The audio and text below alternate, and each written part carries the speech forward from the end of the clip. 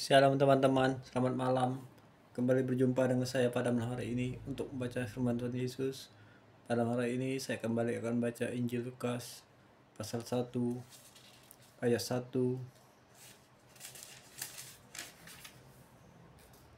sampai 80. Mari kita dengarkan.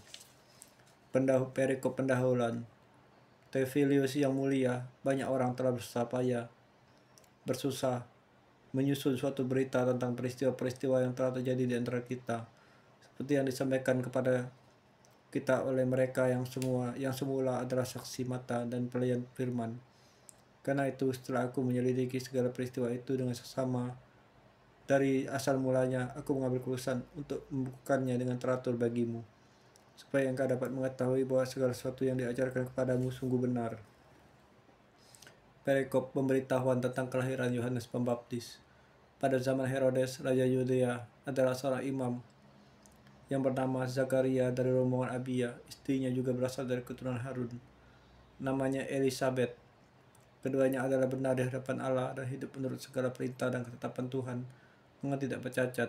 Tetapi mereka tidak mempunyai anak, sebab Elisabeth mandul dan keduanya sudah terlanjut umurnya. Pada suatu kali, waktu tiba giliran rombongannya, Zakaria melakukan tugas keimanan di hadapan Tuhan, sebab ketika diundi sebagaimana lazimnya untuk mendudukan imam yang bertugas, dialah yang tunjuk untuk masuk ke dalam bait suci dan membakar ukupan di situ. Sementara itu, seluruh umat berkumpul di luar dan sembahyang. Waktu itu adalah waktu pembakaran ukupan. Maka tampaklah kepada Zakaria seorang malaikat Tuhan berdiri di sebelah kanan mezbah pembakaran ukupan. Melihat hal itu, dia terkejut dan menjadi takut.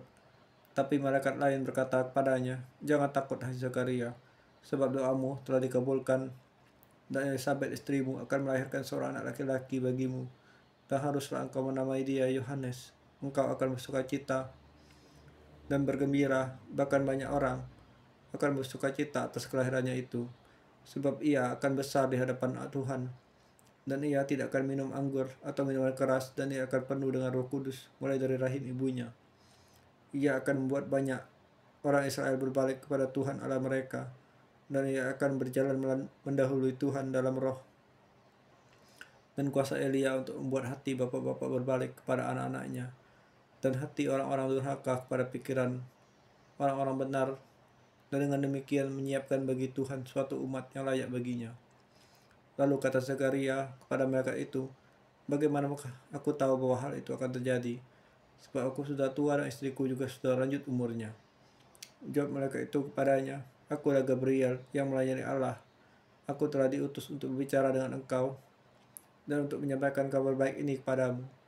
Sesungguhnya engkau akan menjadi bisu dan tidak dapat berkata-kata sampai pada hari di mana semuanya terjadi, karena engkau tidak percaya akan perkataanku yang akan menyatakan kebenaran pada waktunya."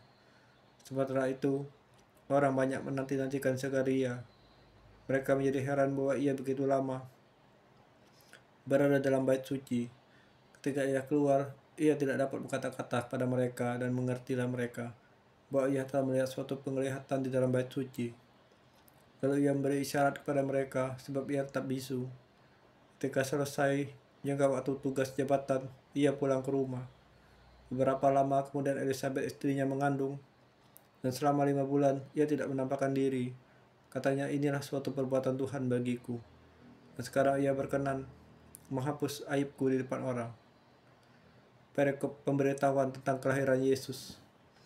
Dalam bulan yang ke-6, Allah menyuruh malaikat Gabriel pergi ke sebuah kota di Galilea bernama Nazaret,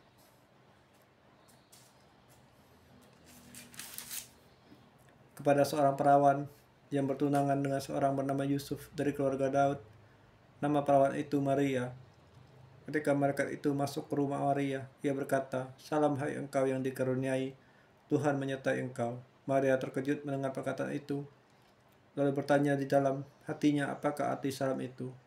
Kata malaikat itu kepadanya, "Jangan takut hai Maria, sebab engkau beroleh kasih karunia di hadapan Allah. Sungguhnya engkau akan mengandung dan akan melahirkan seorang anak laki-laki, dan hendaklah engkau menamai dia Yesus. Ia akan menjadi besar dan akan disebut Anak Allah yang Maha Tinggi. dan Tuhan Allah akan mengaruniakan kepadanya tahta Daud bapa leluhurnya, dan dia akan menjadi raja atas kaum keturunan Yakub sampai selama-lamanya, dan kerajaannya tidak akan berkesudahan. Kata Maria kepada malaikat itu, "Bagaimana hal itu mungkin terjadi, karena aku belum bersuami?" Namun jawab malaikat itu kepadanya, "Roh Kudus akan turun atasmu dan kuasa Allah yang Maha Tinggi akan menaungi engkau. Sebab itu, anak yang akan kau lahirkan itu akan disebut kudus bagi Allah, kudus anak Allah. Dan sesungguhnya Elisabet, anakmu itu pun telah mengandung seorang anak laki-laki pada hari tuanya, dan inilah bulan yang keenam bagi dia, yang disebut mandul itu. Sebab bagi Allah tidak ada yang mustahil," kata Maria. "Sesungguhnya aku ini adalah hamba Tuhan, jadilah padaku menurut perkataanmu itu." Lalu malaikat itu meninggalkan dia. Perikop Maria dan Elisabet. Beberapa waktu kemudian, berangkatlah Maria dan langsung berjalan ke pegunungan menuju sebuah kota di desa Yehuda. Di situ ia masuk ke rumah Zakaria dan memberi salam kepada Elisabet. Dan ketika Elisabet mendengar salam Maria, melonjaklah anak yang di dalam rahimnya, dan Elisabet pun penuh dengan Roh Kudus. Lalu berseru dengan suara nyaring, "Diberkatilah engkau di antara semua perempuan, dan diberkatilah anak buah rahimmu. Siapakah aku ini sampai ibu Tuhanku datang mengunjungi aku? Sebab sesungguhnya ketika salammu sampai kepada telingaku, anak yang ada dalam rahimmu melonjak kegirangan, dan berbahagialah ia yang telah percaya, sebab apa yang dikatakan kepadanya dari Tuhan akan terlaksana." Perikop nyanyian pujian Maria. Lalu kata Maria, "Jiwaku memuliakan Tuhan, dan hatiku bergembira kepada Allah Juru Selamatku, sebab ia telah memperhatikan kerendahan hambanya. Sungguhnya mulai dari sekarang segala keturunan akan menyebut aku berbahagia, karena Yang Maha Kuasa telah melakukan perbuatan-perbuatan besar kepadaku, dan namanya adalah kudus, dan rahmatnya turun-temurun atas orang yang takut akan Dia. Ia memperlihatkan kuasanya dengan perbuatan tangannya, dan mencerai-beraikan orang-orang yang bercongkak hatinya. Ia menurunkan orang-orang yang berkuasa dari tahtanya dan meninggikan orang-orang yang rendah. Ia melimpahkan segala yang baik kepada yang lapar, dan menyuruh orang yang kaya pergi dengan tangan hampa. Ia menolong Israel hambanya, karena ia mengingat rahmatnya, seperti yang dijanjikannya kepada nenek moyang kita, kepada Abraham dan keturunannya untuk selama-lamanya." Dan Maria tinggal kira-kira 3 bulan lamanya bersama dengan Elisabet, lalu pulang kembali ke rumahnya. Perikop kelahiran Yohanes Pembaptis. Kemudian genaplah bulan bagi Elisabet untuk bersalin, dan ia pun melahirkan seorang anak laki-laki. Ketika tetangga-tetangganya serta sanak saudaranya mendengar bahwa Tuhan telah menunjukkan rahmatnya yang begitu besar kepadanya, bersukacitalah mereka bersama-sama dengan dia. Maka datanglah mereka pada hari yang ke-8 untuk menyunatkan anak-anak itu, dan mereka hendak menamai dia Zakaria menurut nama bapaknya. Tapi ibunya berkata, "Jangan, ia harus dinamai Yohanes." Kata mereka kepadanya, "Tidak ada di antara sanak saudaramu yang bernama demikian." Lalu mereka memberi isyarat kepada bapaknya untuk bertanya nama apa yang hendak diberikan kepada anaknya itu. Ia minta batu tulis, lalu menuliskan kata-kata ini, "Namanya adalah Yohanes." Dan mereka pun heran semuanya. Dan seketika itu juga terbukalah mulutnya, dan terlepaslah lidahnya. Lalu ia berkata-kata dan memuji Allah. Maka ketakutanlah semua orang yang tinggal di sekitarnya. Dan segala peristiwa itu menjadi buah tutur di seluruh pegunungan Yudea. Dan semua orang yang mendengarnya merenungkannya dan berkata, "Menjadi apakah anak ini nanti? Sebab tangan Tuhan menyertai dia." Perikop nyanyian pujian Zakaria. Dan Zakaria ayahnya penuh dengan Roh Kudus lalu bernubuat, katanya, "Terpujilah Tuhan Allah Israel, sebab ia melawat umatnya dan membawa kelepasan baginya. Ia menubuhkan sebuah tanduk keselamatan baru bagi kita di dalam keturunan Daud hambanya itu, seperti yang telah difirmankannya sejak purbakala oleh mulut nabi-nabinya yang kudus, untuk melepaskan kita dari musuh-musuh kita dan dari tangan semua orang yang membenci kita, untuk menunjukkan rahmat-Nya pada nenek moyang kita dan mengingat akan perjanjian-Nya yang kudus, yaitu sumpah yang diucapkannya kepada Abraham bapa leluhur kita, bahwa Ia mengaruniakan kita supaya kita terlepas dari tangan musuh dan dapat beribadah kepada-Nya tanpa takut, dalam kekudusan dan kebenaran di hadapan-Nya seumur hidup kita.